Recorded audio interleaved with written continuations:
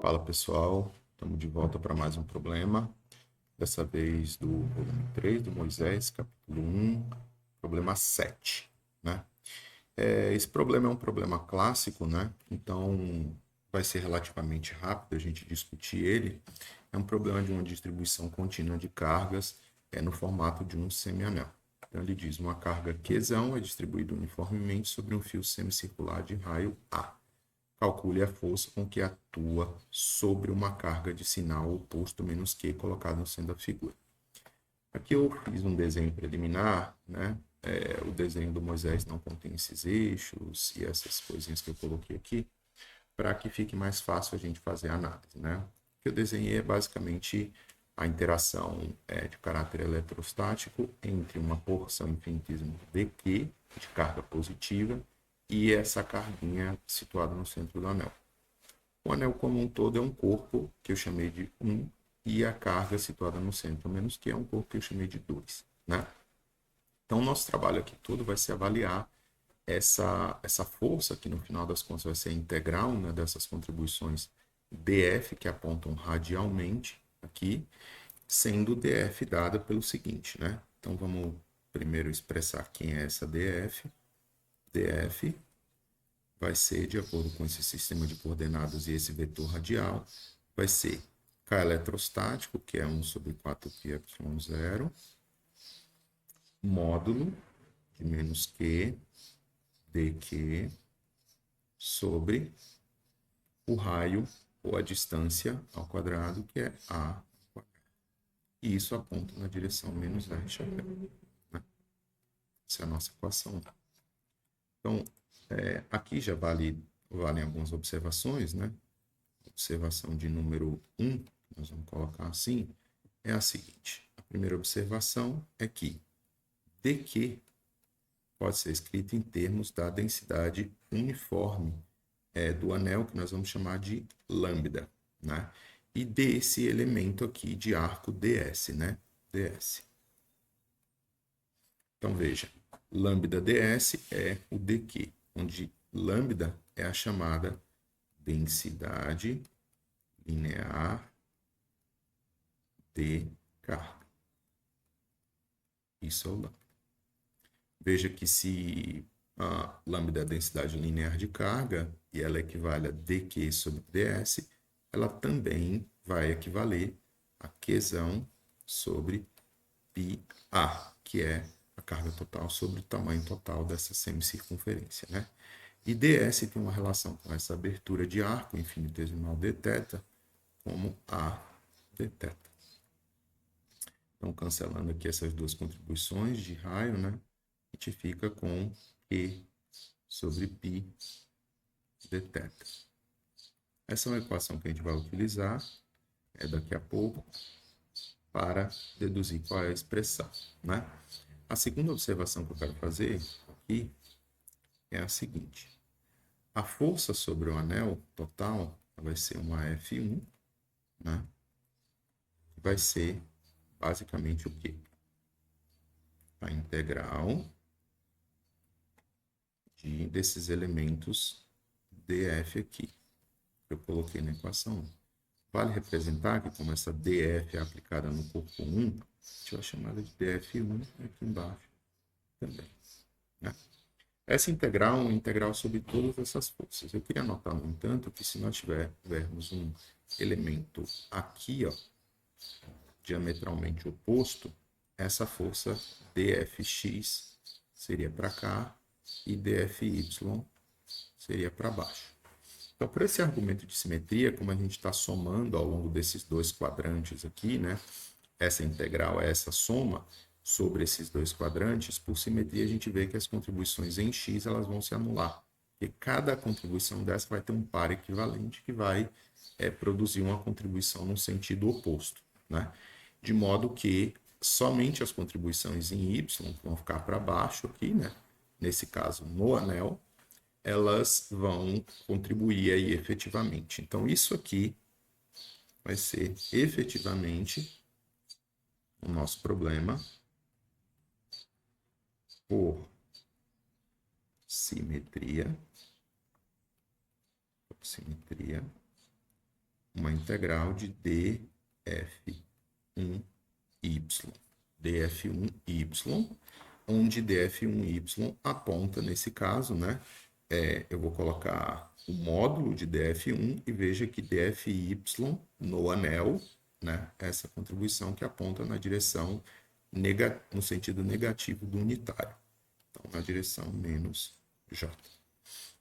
Ao mesmo tempo, note ainda que como essa é a contribuição sobre o anel, né? F1 é a força toda sobre o anel, a gente teria que encontrar aqui qual é, de fato, a contribuição sobre a carga menos Q.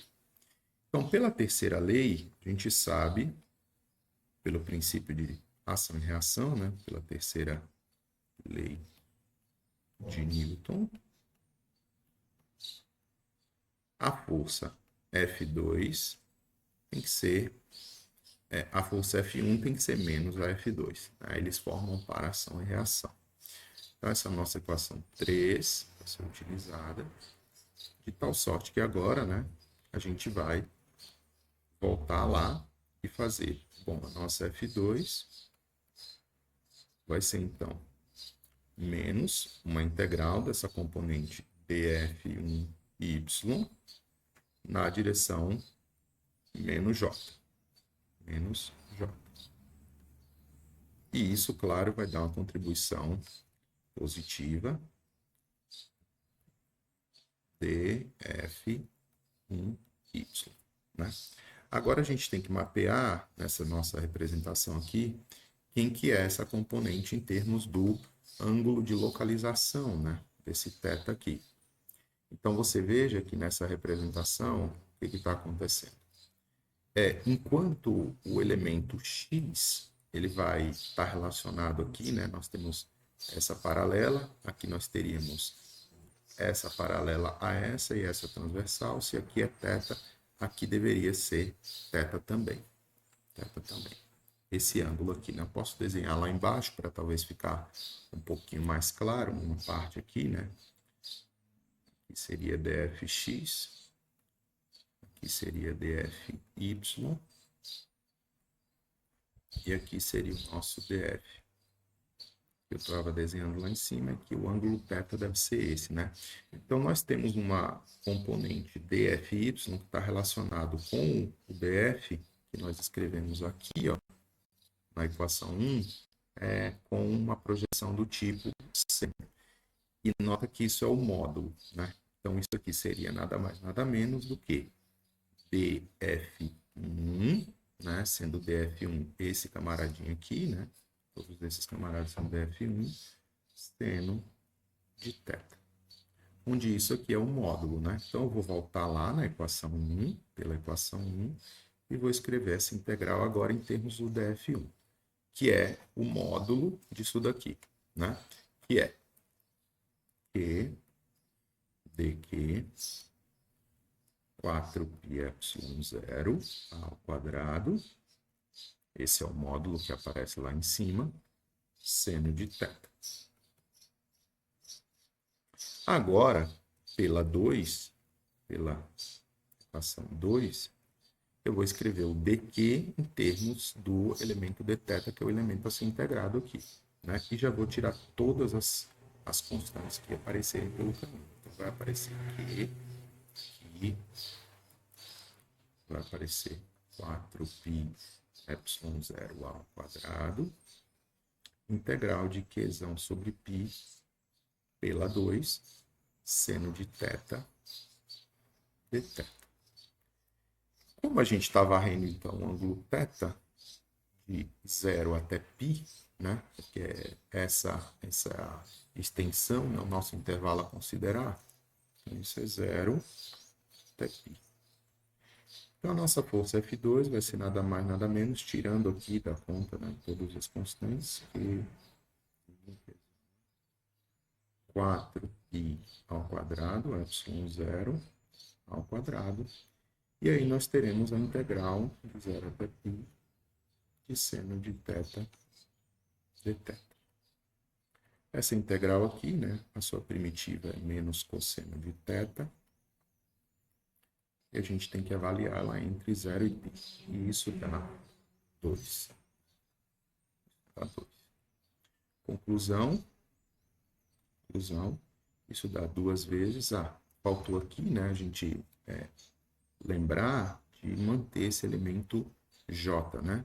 Então, vou manter aqui, ó, J, para indicar claramente a direção e o sentido de para onde aponta essa força, né? J.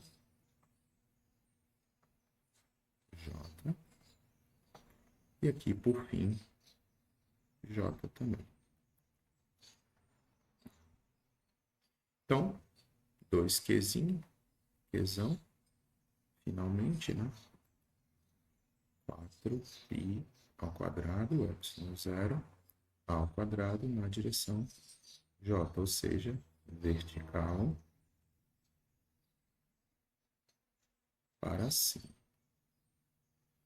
Faltou, então, nós tirarmos esse fator comum 2 aqui, que existe ainda, para concluirmos que a nossa F2, a força sobre a nossa partícula, como foi solicitado, é Qzinho, Qzão, 2π ao quadrado, epsilon 0, ao quadrado, na direção J. E isso encerra o nosso problema com a resposta sendo essa da magnitude e da direção e sentido da força. Beleza? Nos vemos então nos próximos vídeos com mais discussões de problemas desafiadores do livro de Moisés. Até a próxima.